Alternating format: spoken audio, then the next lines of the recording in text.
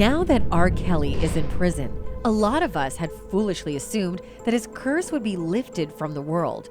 But looks like this man still has some fight left in him. And now that he has lost everything, he's ready to bring down his enemies and former friends as well. The very top of his hit list is none other than Jay-Z. And you better believe Jay-Z is losing his sleep because of his past with Kelly. What happened between the two of them? And why is Jay-Z worried about it now? Let's find out. R. Kelly was once the king of the music industry. He completely redefined R&B and won Grammy after Grammy for his songs. He was a music giant, but his empire came crashing down as soon as the sexual abuse allegations started pouring in. Minor one testifying that she had hundreds of sexual encounters, including threesomes, all at the behest of Kelly. It wasn't just a single complaint or a one-off incident. Victim after victim began to speak up, and that's when the bombshell dropped. R. Kelly was a pedophile and a child molester, and the world had put this abuser on a pedestal. One of his victims spoke about the horrible time in her life. "You made me do things that broke my spirit. I literally wished I would die because of how low you made me feel. Do you remember that?" You can imagine the scale of Kelly's downfall after these revelations. His court trial was brutal and strict, and the people were all rightfully very angry. The prosecutor spoke about the singer and said, "He committed these crimes using his fame and stardom as both a shield, which prevented close scrutiny or condemnation of his actions, and a sword which gave him access to wealth and a network of enablers to facilitate his crimes, and an adoring fan base from which to cull his victims." After a lengthy court trial, Kelly got 30 years in prison, which honestly weren't nearly enough for all the pain he had caused. He preyed on young girls and destroyed the lives of so many innocent girls. But instead of repenting on the sins of the past and trying to make amends, Kelly has decided to pick a fight. Kelly has now filed an appeal against his 30-year prison sentence. The singer was sentenced on 9 federal court convictions, and we all assumed that would be the end of this nightmare. Kelly would be locked up in some dark prison away from all the little children, and the music industry would be a little safer for kids. But Kelly surprised everyone when he filed for a new trial. His attorney says he wasn't given a fair trial after all, and they should redo it all. His reasons? The attorney thinks there were too many technical errors in the judgment. Several technical factors, including that prosecutors did not prove that the alleged sex tape of Kelly abusing Jane at his home made it for the purpose of producing child pornography. This really makes us worry. Maybe the attorney is really able to undo the conviction and free Kelly after all. If it makes you worry, rest assured that there is someone out there who's absolutely terrified of this news. And that someone is Jay-Z. You might be wondering, what has Jay-Z got to do with this? Turns out the two singers have more tangled paths than we initially thought. The only thing on R. Kelly's mind is revenge. And with the new appeal, it looks like he might be able to get his revenge after all. If Kelly decides to go that route, Jay-Z is going to suffer the wrath. Jay-Z's whole career is on the line. Not just that, his reputation and his sweet family life is all crumbling at the very moment. If Kelly decides to go all out, Jay-Z may even end up in jail. Jay-Z's fear and worry makes sense when you realize surviving R. Kelly might have been funded by Jay-Z.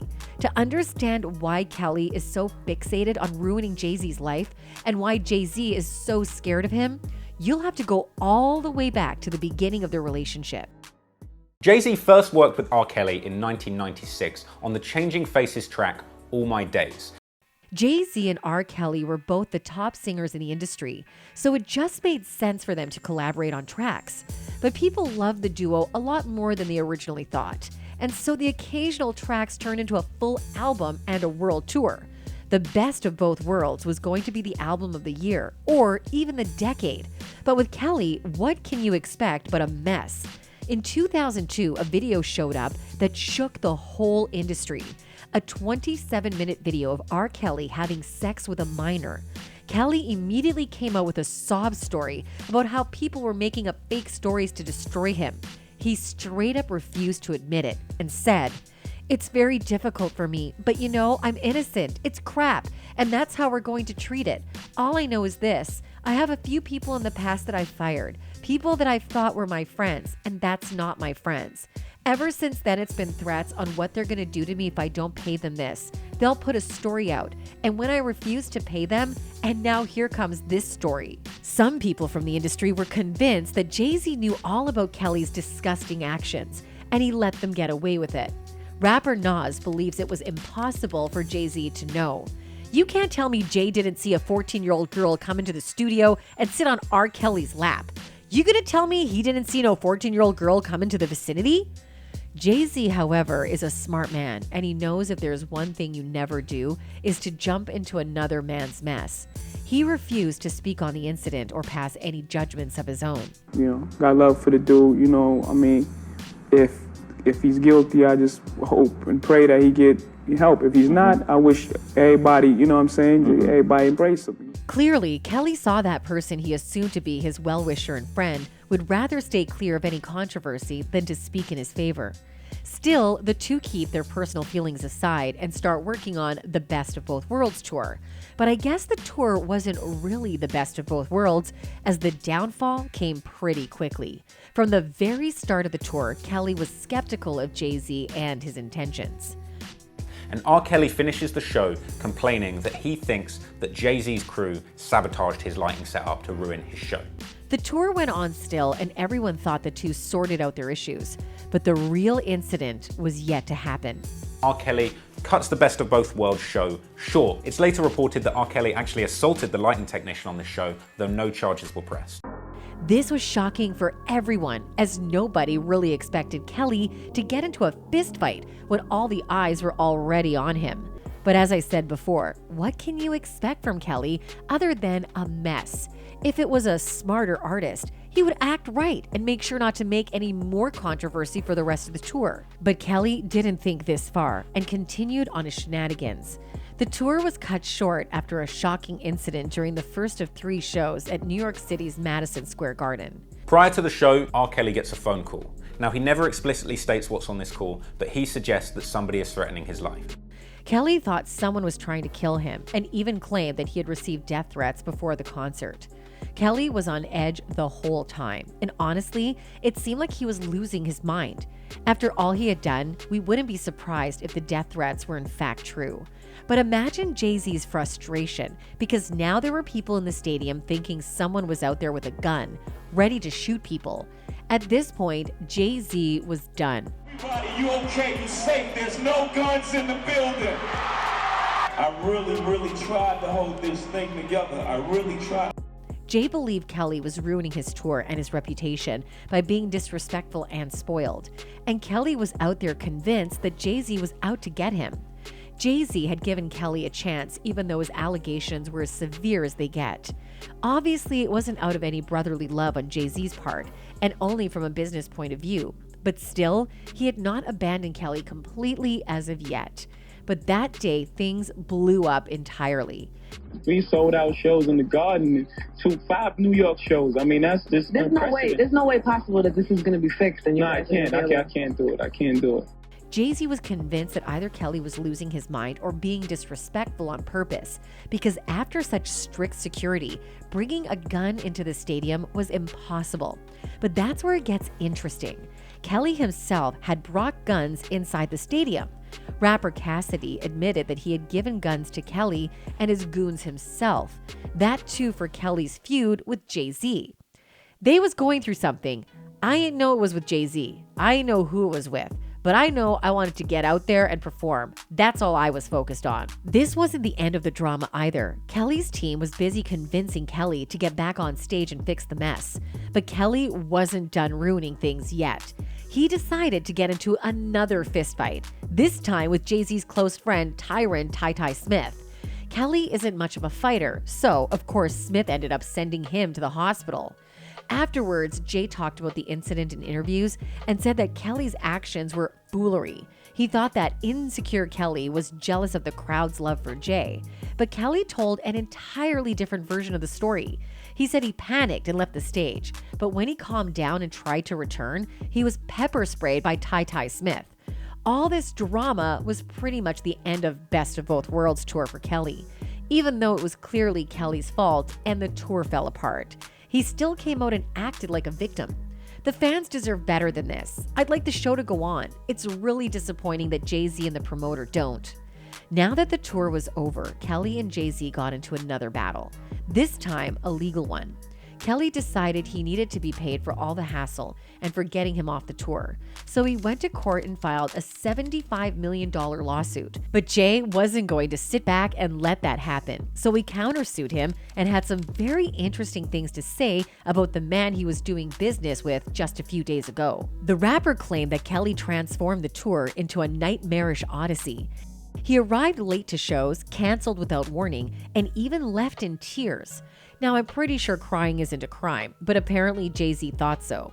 Now that his own money was on the line, Jay-Z finally brought up Kelly's child molestation allegations. He said Kelly's lawsuit was a calculated stunt in order to deflect attention from his upcoming felony trial involving an alleged sexual liaison with a 14-year-old child. Not surprisingly, Kelly ended up winning his lawsuit, and Jay-Z had to pay up outside court. But one thing was final: the two were never going to be friends again. Kelly ended up in jail for 30 years for his crimes, but he hasn't forgotten Jay-Z. Forget about friendship. It seems like Kelly has made Jay-Z his sworn enemy and is now all set to destroy him. And no, it wasn't just because of all the drama that happened on tour. In fact, Kelly has some interesting accusations against Jay-Z and his role in his downfall. Why ain't nobody talking about the fact that Jay-Z funded surviving R.Kelly through Dream Hampton? Ronnie Bio, who was once an inmate with R.Kelly, says that Jay-Z was the one who got the whole documentary Surviving R.Kelly up and running. Jay-Z provided the funds for Dream Hampton to make the documentary about Kelly's accusations. Looks like Jay-Z really wanted Kelly's career to be over. If you don't believe Ronnie's word on Jay-Z's role in the case, maybe this will do the trick. This case wasn't the first time that Jay-Z had helped Dream financially. In fact, the rapper wired tens of thousands of dollars in minutes after she asked him to help with expenses protesters incurred while demonstrating against police brutality. If Jay-Z was ready to give tens of thousands of dollars to her, it's not shocking that he also decided to fund the documentary she was making. Jay is so open-hearted with Hampton because the two happen to have a long history. Dream Hampton was his ex-girlfriend. Dream Hampton wrote his book, The Decoded Book. You know, he funded her protests in Ferguson. Jay-Z found an opportunity and took it. By funding Dream's documentary, he not only managed to help her career and give her a good push, but also managed to bring down R.Kelly. At this point, there's no need to point out why Jay-Z wanted Kelly's career to be over. Jay-Z had a whole list of reasons for that, the biggest one being the lawsuit that ended up with Jay-Z's reputation tarnished and him $70 million poorer. It was a little deeper than the Best of Both Worlds situation. You know, R. Kelly sued him for like $70 million after that. R.Kelly had ruined Jay-Z's tour, ended up winning the lawsuit and costing him millions of dollars as well. But that wasn't all. Jay-Z knew if Kelly managed to get out of this trial unharmed, he would speak up sooner than later. After all, Jay-Z has some skeletons in his own closet too. Singer Aaliyah's boyfriend at the time of her death, Damon Dash, revealed how Jay-Z was after Aaliyah himself. That too when she was a minor. I did not know Jay was trying to holler at her, but then it just happened like that. He was trying, I was trying, everybody was trying. He was going hard. Damon even said that Aaliyah had dumped Jay-Z or maybe even kept him in the friend zone. No wonder Jay-Z always disliked Kelly the way he did. After all, Kelly managed to get married to the girl Jay-Z liked too. Aaliyah wasn't the only girl Jay-Z had been involved with. There are rumors that he had a relationship with Foxy Brown too when she was a minor. Wendy Williams' talk revealed this information and said, Jay-Z and Foxy Brown were allegedly a romantical thing. All right, I'll say alleged, but we know.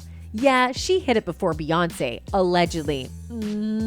Jay-Z has seen how the world will stand up to destroy you over such sort of accusations, thanks to the Kelly trial, and he certainly doesn't want that for himself. That's why he funded the documentary and did that at such a strategic time that the jurors could watch it and form their opinions on the matter beforehand. People are pointing out how Jay-Z's decision to bring down Kelly is weird, considering how he himself has committed the same crimes. One person pointed out, "Surviving Sean Carter is going to be a must-see TV. Let me know when people are ready to be honest about Jay-Z effing on Foxy Brown, Aaliyah, and Beyonce when they were all underage. Let's talk about how many things Jay-Z and R.Kelly have in common with each other." Jay-Z's decision to work with R.Kelly on a collaborative album was possibly the worst decision of his life, and he's still paying for it. Now he has to spend his days and nights haunted by the possibility of Kelly coming back and taking his revenge. After all Jay has done to get him behind bars, it wouldn't surprise us if Kelly already has a revenge plan in place. That's it for today, folks. Until next time, goodbye.